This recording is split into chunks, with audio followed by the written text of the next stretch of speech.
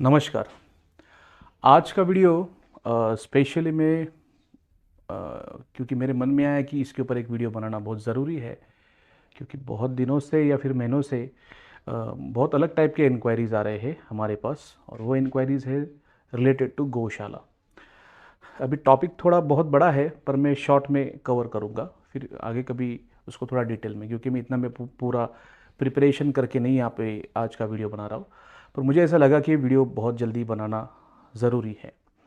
बात ऐसी है कि अभी कुछ मैंने देख रहा हूँ कि गौशालास जो है, जो भी प्रॉब्लम में है। गौशालास क्यों प्रॉब्लम में है? क्योंकि लोगों के पास 200, 500, 800 गौशाला रहती है, और इतनी गाय होती है गौशाला में। और जो गौशाला है बेसिकली दो तीन चीज़ों के ऊपर चलती है। कभी कभी गवर्नमेंट एडेड होती है, कभी कभी कोई ट्रस्ट फाइनेंस करता है, और जो कुछ है कुछ प्राइवेट लेवल पे ऑपरेट होता है। तो जो बेसिकली प्राइवेट लेवल पे जो ऑपरेट कर रहे हैं ना, उनके कॉल्स हमें ज़्यादा आ रहे हैं, क्योंकि they are finding more difficult to run that गौशाला, क्योंकि हर चीज़ उनको परचेस करना पड़ता है। कुछ लोगों के पास लैंड नहीं है, या फिर लैंड है तो वो 12 महीने यूज़ नहीं आ रही है टू ग्रो ग्रीन फॉडर, और जो कुछ भी उनका खाना पीना है वो बनाने के लिए। तो वो सोच रहे हैं कि इन चीज़ों को उसमें अडेप्ट करना है, क्योंकि अगर वो नहीं करेंगे तो डेफिनेटली गौशाला इतना क्राइसिस में आएगा कि वो ऑपरेट करना बहुत डिफ़िकल्ट हो जाएगा। और उन्होंने तो ऐसा ही बोल दिया कि अगर हम सिस्टम को नहीं लगा पाएंगे तो शायद ये सिस्टम गौशाला हमें बंद करना पड़ेगा, क्योंकि ये ऑपरेट ही नहीं हो पाएगा। क्योंकि कैसा देखिए, जो डेयरी फार्म होता है बेसिकली उनके पास कोई लैंड होती है, और लैंड के हिसाब से वो उनके पास गाय या फिर भैंस रखते हैं या बकरियां रखती है, उसके हिसाब से वो मैनेज कर पाते हैं। पर गौशाला ऐसा है कि कभी कभी उनको पता ही नहीं चलता है कि 200-500 कैपेसिटी कम रहती है, पर उनके पास बहुत ज़्यादा गाय आ जाती है। तो उनको मैनेज करना बहुत डिफ़िकल्ट हो जाता है, क्योंकि उनके पास फंड लिमिटेड होता है। कभी कभी ट्रस्ट मैनेज कर पाती है, बट जो प्राइवेट लेवल पे ऑपरेट करते हैं उनको थोड़ा डिफ़िकल्ट हो जाता है।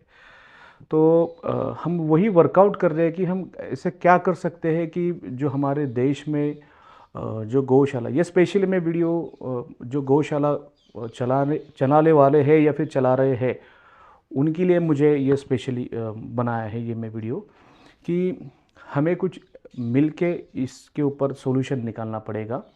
मैं चाहता हूँ कि आप ये सिस्टम जो है, क्योंकि ये ऑलरेडी मैंने बहुत से वीडियोस में बताया है कि एक बार आपने इस सिस्टम को अडेप्ट कर लिया, ठीक है, तो जो 10 एकड़ ज़मीन लगने वाली है आपको चारा उगाने के लिए, वो आप लिटरली 2-3 हज़ार स्क्वायर फीट में आप सेटअप लगा के आप ये फॉडर सिस्टम रन कर सकते हो। और इसमें एक चीज़ है आपको जो मैनेज करनी है, वो है आपको सीड परचेस करना है, उसका थोड़ा ध्यान रखना है। और आपको मैनेजमेंट सही तरीके से करना है, जो हम आपको बताएंगे कि सर्विस कैसा होती है उसको operating. So operation is very important, और सीड परचेस, ये दो चीज़ अगर आप मैनेज कर पाएंगे गौशाला वाले लोग, तो आपको कोई भी बड़ा चैलेंज नहीं रहेगा। लिटरली मैं आपको बोल रहा हूँ, नहीं पानी का चैलेंज रहेगा, क्योंकि हमने महाराष्ट्र में 2-3 गौशाला देखे हैं, वहाँ पे पानी भी परचेस करके लेके आते हैं। मतलब सिर्फ चारा नहीं, पानी भी परचेस करना पड़ता है। इससे वर्स्ट केस में कोई लोग गौशाला ऑपरेट कर रहे हैं। तो अगर पानी भी परचेस करके लेके आ रहे हैं, हर चीज़ परचेस है, तो वो कॉस्ट बहुत बढ़ती जा रही है। और स्पेशली जो गौशाला चला रहे हैं उनको मुझे ये बोलना है कि हमें हर चीज़ पैसे में ही परचेस करनी है, तो हम थोड़ा कुछ इकोनॉमिकल चीज़ों के ऊपर भी फोकस करें। क्योंकि जिसके खुद की लैंड होती है वो इसके ऊपर इतना सोचता नहीं है, अपनी लैंड है चलो चारा उगाएंगे और खिलाएंगे। उसके ध्यान में कभी वो इकोनॉमिक्स जल्दी बैठता ही नहीं है। वो बोलता है अपनी जगह है, हम यूज़ करेंगे। फिर बाद में जब पता चलता है कि ये बहुत महंगा पड़ रहा है, तब वो फिर थोड़ा स्विच होने का प्लान करते। तो मैं उसके ऊपर तो ज़्यादा नहीं बोलूँगा। हमें ये अभी सोचना है कि हम कैसे कम पैसे में कस्टमर को और कंज्यूमर को हैप्पी कर पा सकते हैं। अभी यहाँ पे कस्टमर कौन है? तो वो प्राइवेट ऑपरेटर होता है, या फिर जो ट्रस्ट वाले रहते हैं। और कंज्यूमर जो हमारा रहता है वो होती है हमारी गाय, या फिर कोई उसके अंदर कभी कभी भैंस भी होती है, बकरियाँ भी होती है, पर बेसिकली हमारी गाय होती है। तो दोनों को हमें सही तरीके से ऑपरेट करना है। पैसा भी बहुत ज़रूरी होता है ये गौशाला को ऑपरेट करने के लिए, और ये पैसे के रिलेटेड ही टॉपिक है, कि जिससे आप वन ऑफ द फैक्टर बहुत इंपॉर्टेंट है कि आप कम पैसे में इसको जनरेट कर सकते हैं, और वो 365 डेज़ कर सकते हैं। क्योंकि मैंने ये देखा है कि कभी कभी कोई इशू नहीं आता है गौशाला को, पर जब गर्मी का सीज़न आ जाता है या फिर पानी का शॉर्टेज आ जाता है, तब वक्त वो जो चारा है 5-6 रुपये का है वो 8-9 रुपये में 10 रुपये में मिलता है और कभी कभी मिलता भी नहीं है। तो कुछ चीज़ अगर गौशाला के हाथ में कंट्रोल में रह सकती है तो वो बहुत अच्छा हो सकता है। हमारे गाय को कभी प्रॉब्लम नहीं आ सकता है ऑपरेट करने में, उसको एक रेगुलरली थोड़ा कम मिलेगा पर खाने को तो मिलेगा। तो थोड़ा उस लेवल पे हमें थोड़ा सीरियसली सोचना है।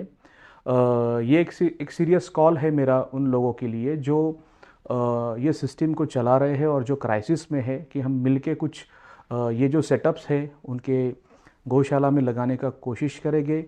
इकोनॉमिकल कॉस्ट में कैसा ऑपरेट कर सकते हैं और क्या कर सकते हैं हम पूरा कोशिश करें। क्योंकि जब मैं ये देख रहा हूँ या जो कॉल्स पे मैं सुन रहा हूँ कि कुछ गौशाला ऑलरेडी बंद हो चुके हैं और बंद पड़ने के लेवल पे आ रहे हैं, तो हमें कुछ ना कुछ तो करना पड़ेगा, ये सिस्टम को रोकना है हमें।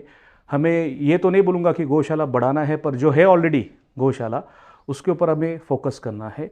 यूपी बिहार के साइड में, गुजरात में, महाराष्ट्र में और बहुत अलग अलग एरियाज़ में गौशालाज होती हैं हमारी, तो उसके ऊपर हमें थोड़ा सीरियसली काम करना पड़ेगा। मैं लोगों को बोलूँगा कि आप जो इस फील्ड में काम कर रहे हैं वो अगर कोई क्राइसिस में है या अगर नहीं उनको फील हो रहा है, फिर भी हम इनको ये सिस्टम क्या होती है वो समझाने की कोशिश करेंगे। और जो ऑलरेडी क्राइसिस में है, we will sit on the topic and हम उसको डिस्कस करके वो क्राइसिस कैसा सॉल्व कर सकते हैं क्योंकि ये तो हमेशा रहेगा क्राइसिस हमें, ठीक है। तो ये हमेशा के लिए प्रॉब्लम कैसा सॉल्व हो सकता है अगर हम कुछ चीज़ों के ऊपर वर्कआउट करेंगे, इसके ऊपर हम प्लान करेंगे, ठीक है। तो बाकी तो मैं डिटेल में कभी ना कभी तो सीरियसली गौशाला के ऊपर हम वीडियो बनाएंगे और हमें ज़्यादा से ज़्यादा काम करना है गौशाला में, क्योंकि वो एक अच्छा काम भी है। तो हम कोशिश करेंगे कि हम कैसा गौशाला के साथ जुड़ के ये कॉन्सेप्ट को वहाँ पे लगा के जो ऑपरेट कर रहे हैं उनको भी थोड़ा स्ट्रेस फ्री करेंगे, और जो हमारी गाय है उनको भी खाने के लिए अगर कुछ अच्छा मिला तो वो भी एक अच्छा सेवा हो जाएगी। Thank you.